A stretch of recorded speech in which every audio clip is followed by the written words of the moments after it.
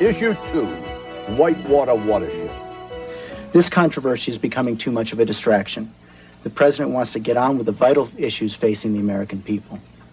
In an abrupt about-face, the White House this week asked Attorney General Janet Reno to appoint a special counsel to investigate President Clinton's role in Whitewater, an Arkansas land deal, and in the failed savings and loan Madison guarantee.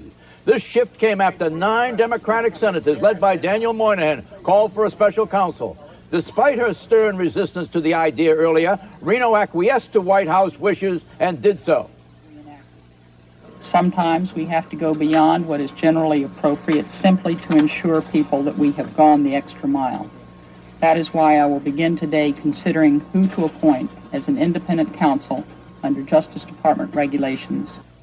Republican leaders in Congress welcomed the special counsel move, but demanded a role for Congress, i.e. a select committee to investigate Whitewater and Madison. I think the American people deserve a thorough and competent and fair approach. And we've done this in the past with select committees. And we have some responsibility, too. We must meet our responsibility, as well as the executive branch must meet its responsibility. Bob Michael, House Minority Leader, and Jim Leach, Senior Republican on the House Banking Committee, echoed Dole's call. At present, Democrats oppose the Select Committee idea. Question: will the appointment of a special counsel permit Clinton to move off the defensive on this issue? Eleanor. Sure. When he gets asked questions, when the White House gets asked questions, they say, go over to justice, it's under investigation, we can't answer. He can coexist with it the same way George Bush coexisted with the Iran-Contra investigation. The beauty of the special counsel is that he or she has to prove criminal wrongdoing, and not only criminal wrongdoing, but criminal intent. And I think, everyone is certain that that doesn't exist with the Clintons. If they could keep it from a congressional investigation, there's just one wild card on Capitol Hill, and that's Henry Gonzalez, chairman of the Banking Committee, who is a member of a political party of one. You don't tell him what to do. He's resisted an investigation up until this point. I suspect he will continue to resist. And if that happens, they've deflected this issue. Well, it's true up to a point. I think what's important here is who they pick for the special counsel, as far as deflecting a congressional move to have their own separate investigation. If it's somebody that Republicans and Democrats can both agree with, a Dan Webb or a Whizzer White, whatever, that both sides can agree to, there won't be the votes there for a special hearing. But I think two other things, though. One,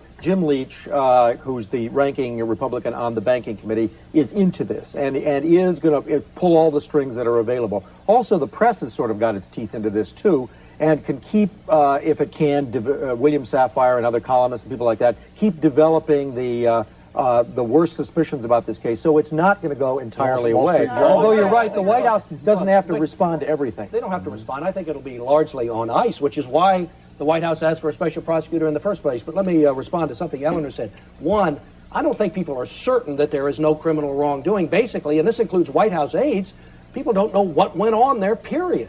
Journalists don't know. That's why there are all these stories about suspicion. Fred. And secondly, the difference between, there's a difference between President Bush, who was not the target of the Iran-Contra investigation, and this investigation is targeted on the Clintons. Very different. We all there is feel a cloud over the White House. We all feel that this is buttoned up for a while. Unless some press out in Arkansas discovers some other papers and start asking questions about those, right? You know something, John? Did Janet Reno take much of a hit here? I want to read to you from a columnist who had this to say.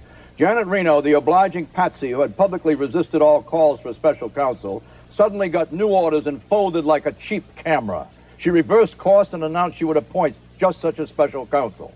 That should be the end of Reno. She has no credibility left. She has run up a dreadful record from Waco to Crown Heights, but this public humiliation, this scorching exposure, makes her a laughingstock as the nation's highest law officer. It's time for her to follow Les Aspin to the door marked exit. Ray Kerrison, New York Post.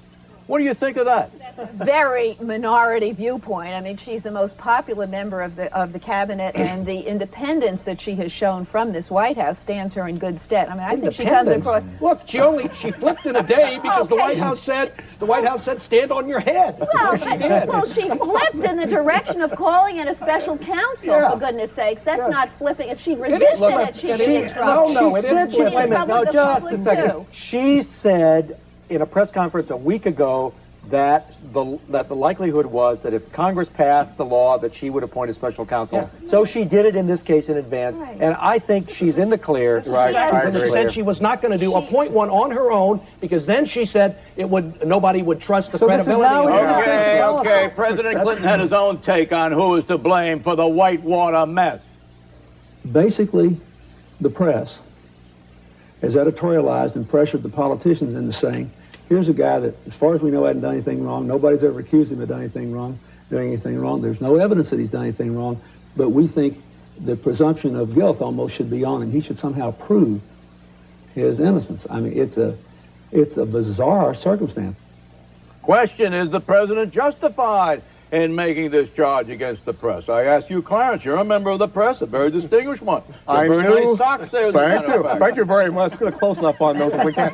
You know, I knew the president was in trouble all of a sudden when he started blaming the press. I mean, this is echoes of the past, isn't it? Right. I mean, you know, he's not quite right when he says that the press knew there was nothing wrong. I mean, there's a difference between nothing wrong and nothing illegal. Right. And that was that kind of fine line that Nixon kept trying to draw to his detriment. I think he's exactly right. The press carried this thing. There was a feeding frenzy.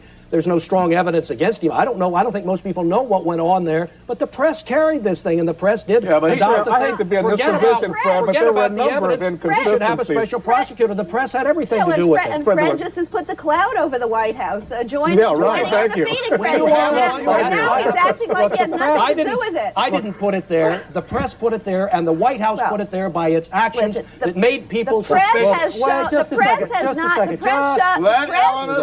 press has shown no sense of proportion about this issue. So the press is guilty to that point. But the White House didn't cover themselves with glory either. Thank you. I mean, they were not forthcoming, and this president was not forthcoming with his own people, which is why deceitful is an awfully strong word. I think the reason for the question is the following. There was a man by the name of Jim Lyons. You remember him? Sure, he did the report during the campaign. He did the report during the campaign. He's a Colorado lawyer, right?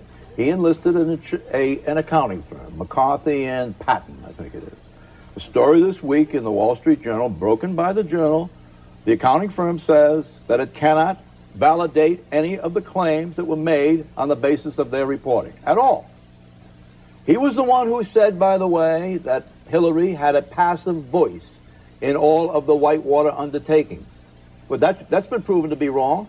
So what you have to ask yourself is, were we misled? Have we been misled? And plus the stonewalling on the papers. Plus the Vince Foster affair, where they went in there, kept the police out, and bundled away all the papers. I mean, it looks very suspicious. Exit question, time off question, 1996. Will Whitewater be an issue or a vagrant fugitive memory? I ask you. Freddie. Somewhere in between. In between. No issue. They'll be cleared before fall. What do you think? A vagrant fugitive memory issue. I mean, the Republicans will bring it up, but it's not going to be a deciding issue. What do you think? It's going to be one or the other, and my guess is... One or the other! Wait a minute, I was going to tell you. These people have been waffling on it, and I was telling you that I think... brilliant journalist. I think that it will be a serious issue. You do? I do. I think it's too close to call.